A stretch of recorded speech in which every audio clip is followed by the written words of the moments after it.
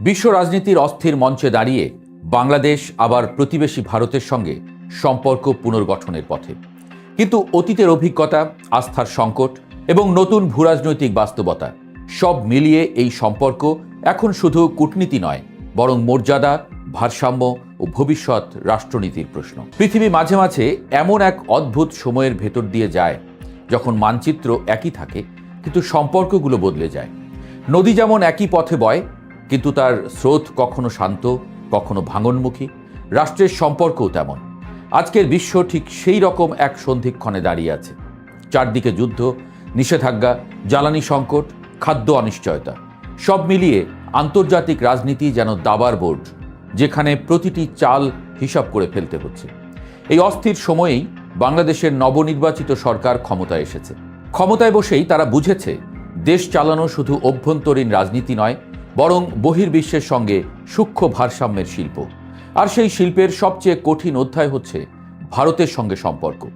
বাংলাদেশের জন্য ভারত শুধু প্রতিবেশী নয়, ইতিহাস, ভূগোল, অর্থনীতি এবং আবেগ সব কিছুতেই জড়িয়ে থাকা এক বাস্তবতা। কিন্তু বাস্তবতা যত কাছের তত জটিলও বটে।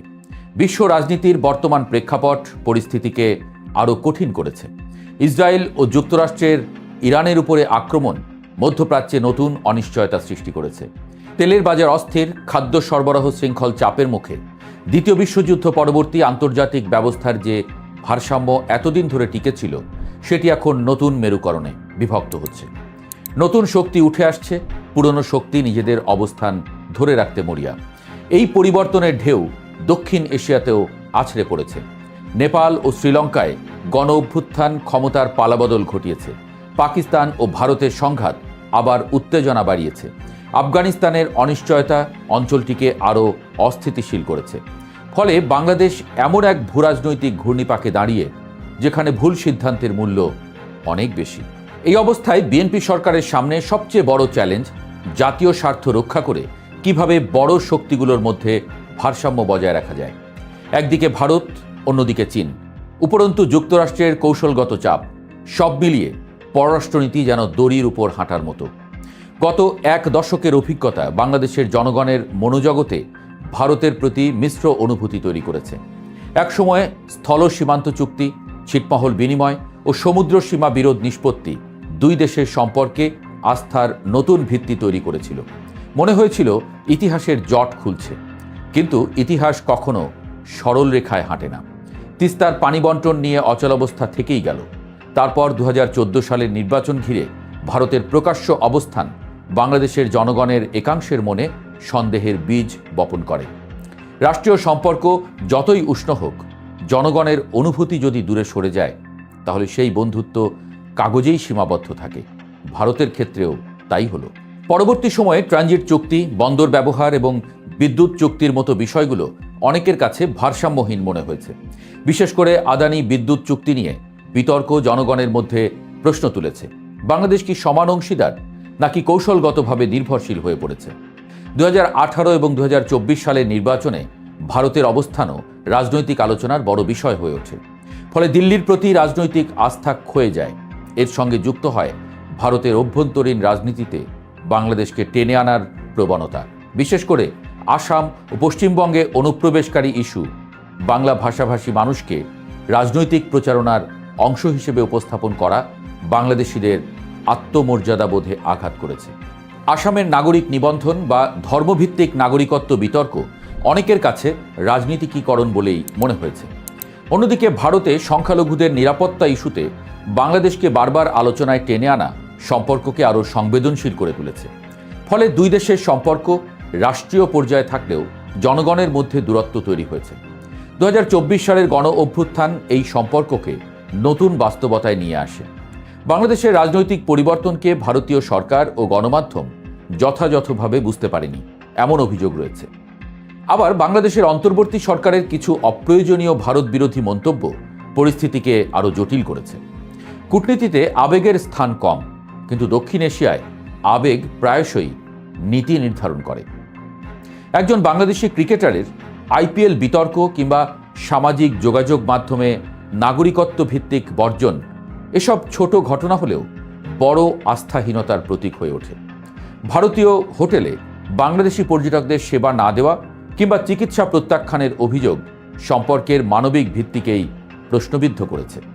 তবুও বিস্ময়কর সত্য হলো দ্বিপক্ষীয় বাণিজ্য বেড়েই চলেছে। অর্থনীতি অনেক সময় রাজনীতির চেয়েও বাস্তববাদী। দুই দেশের বাজার একে অপরের উপরে এতটাই জড়িত যে বিচ্ছিন্ন হওয়া প্রায় অসম্ভব। নতুন একটি জটিলতা তৈরি হয়েছে সাবেক প্রধানমন্ত্রী শেখ হাসিনা ও আওয়ামী লীগের অনেক নেতার ভারতে অবস্থান নিয়ে।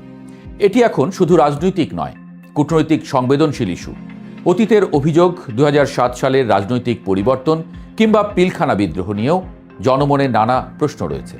অভিযোগ সত্য হোক বা না হোক, আস্থার রাজনীতিতে শুধুমাত্র ধারণাই বাস্তবতা হয়ে ওঠে।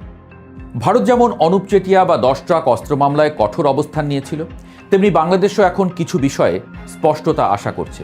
কারণ দীর্ঘমেয়াদী বন্ধুত্ব গড়ে ওঠে স্বচ্ছতার উপরে, নীরব প্রত্যাশার উপর নয়। নিরাপত্তা সহযোগিতা দুই দেশের জন্যই অপরিহার্য। সীমান্তে অপরাধীরা বেঁচে যায়, কিন্তু সাধারণ মানুষ নিহত হয়। এই বাস্তবতা বদলানো জরুরি। মাদক, মানব পাচার এবং অস্ত্র চোরাচালান প্রতিরোধে যৌথ উদ্যোগ ছাড়া বিকল্প নেই। অর্থনৈতিক দিক থেকে বাংলাদেশ ও ভারত পরস্পরের পরিপূরক। মূল্য শৃঙ্খল গঠন, সরবরাহ ব্যবস্থার উন্নয়ন এবং কৃষি পণ্যের অবাধ প্রবাহ দুই দেশকেই লাভবান করতে পারে। বিহার, পশ্চিমবঙ্গ কিংবা উত্তর পূর্ব ভারতের কৃষি নির্ভর অর্থনীতি এবং বাংলাদেশের কৃষি বাস্তবতা একে অপরের সঙ্গে স্বাভাবিকভাবেই যুক্ত। পানি বন্টন এখানে সবচেয়ে গুরুত্বপূর্ণ প্রতীকী বিষয়। গঙ্গা চুক্তির নবায়ন এবং তিস্তার ন্যায্য সমাধান শুধু পানি নয়, আস্থার প্রবাহ নিশ্চিত করবে। স্বাস্থ্য ও শিক্ষা খাতকে রাজনীতির বাইরে রাখা গেলে জনগণের সম্পর্ক আরও গভীর হবে। সহজ ভিসা ব্যবস্থা মানুষে মানুষে দূরত্ব কমাবে, যা কোনো কূটনৈতিক ঘোষণার চেয়েও শক্তিশালী। রোহিঙ্গা সংকট আরেকটি স্পর্শকাতর অধ্যায়।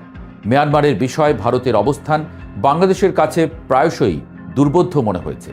ইতিহাস বলছে ব্রিটিশ আমলে বার্মা ভারতের প্রশাসনিক অংশ ছিল, তাই রোহিঙ্গাদের ইতিহাস সম্পর্কেও ভারতের তথ্য ভাণ্ডার সমৃদ্ধ। ফলে এই ইস্যুতে অবস্থান পুনর্বিবেচনার প্রত্যাশা ঢাকা রাখেই। সবশেষে প্রশ্নটি খুব সহজ: বাংলাদেশ কি ভারতের দিকে ঝুঁকছে? সম্ভবত ঝুঁকছে না, বরং বাস্তবতার দিকে এগুচ্ছে। কারণ ভূগোল পাল্টানো যায় না, কিন্তু সম্পর্কের ধরন পাল্টানো যায়। অতীতের ভুল স্বীকার করে মর্যাদা ও ন্যায্যতার ভিত্তিতে নতুন সম্পর্ক গড়ে তোলা সম্ভব। পররাষ্ট্রমন্ত্রী খলিলুর রহমানের ভারত সফর সেই সুযোগের দরজা খুলে দিয়েছে। এখন প্রয়োজন এমন একটি এজেন্ডা যেখানে রাষ্ট্রের স্বার্থ, অর্থনীতির প্রয়োজন এবং জনগণের আত্মমর্যাদা তিনটি সমান গুরুত্ব পায়।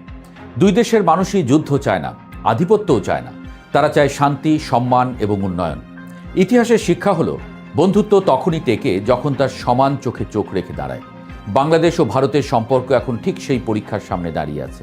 শান্তি ও মর্যাদার অন্বেষণের পরীক্ষা। এবং এই পরীক্ষায় সফল হওয়া শুধু দুই দেশের নয়, পুরো দক্ষিণ এশিয়ার ভবিষ্যৎ নির্ধারণ করবে।